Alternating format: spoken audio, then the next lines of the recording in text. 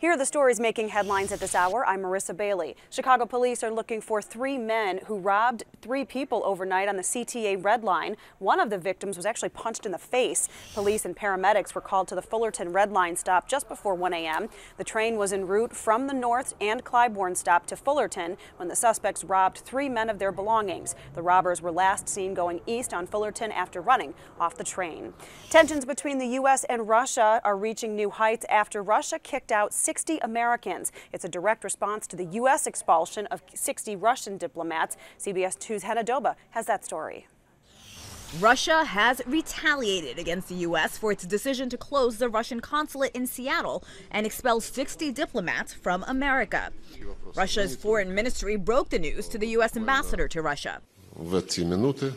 As we speak, the U.S. ambassador is visiting our ministry, where my deputy is informing him of the measures. They include the expulsion of the equivalent number of diplomats. Russia has ordered 60 U.S. diplomats must leave the country within the week, and it's ordered the U.S. to close its consulate in St. Petersburg. But Ambassador John Huntsman is protesting the decision. He told the BBC the American decision was in retaliation for an attempted murder of a former Russian spy living in the UK. There's enough evidence to believe that the Russian state was behind this action in Salisbury. And CBS News has learned the assassination attempt goes all the way to the top. A senior UK official I spoke with said that this chemical attack is part of an assassination program that was authorized by Vladimir Putin, and that is why you are seeing such a strong response. The expulsions will make it harder for U.S. citizens in Russia to get visas and paperwork done. It will also make it harder for America and Russia to communicate. It's clear from the list provided to us that the Russian Federation is not interested in a dialogue on issues that matter to our two countries. The U.S. was not alone. 27 other countries also expelled Russian diplomats because of the assassination attempt.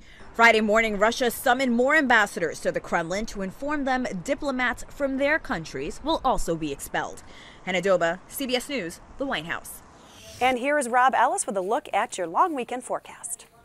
I'm meteorologist Rob Ellis. We're talking about heading into the weekend, holiday weekend. We're going to keep our temperatures very close to average 51 for our high today. The average is 52, and tonight we'll cool things down into the upper 30s. But you will notice the clouds on the increase, a good sign that rain is going to be on the way. Now, as far as what we're expecting for our long-term forecast and heading into the Easter weekend, that's really what you want to know. We're not looking so bad. We've got rain rolling in sometime early Saturday morning, but after that we really clear things out and cool things down dramatically. 38 for your Easter forecast.